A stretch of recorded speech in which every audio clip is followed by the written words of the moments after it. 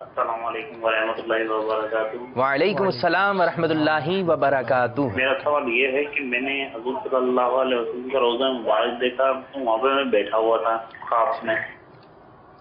گنبد خضرا کی انہوں نے زیارت کی، مدینہ پاک کے اندر اپنے آپ کو پایا، وہاں پر بیٹھے ہوئے تھے۔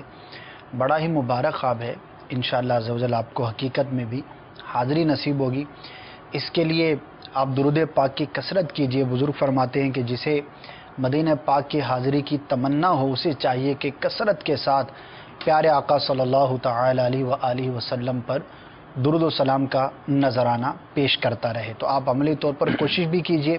بہرحال خواب بڑا مبارک ہے، اللہ نے چاہا تو آپ کو ضرور حاضری نصیب ہوگی۔ صلو علی الحبیب صلی اللہ تعالی علی محمد۔ مجھے اپنی اور ساری دنیا کے لوگوں کی اصلاح کی کوشش کرنی ہے۔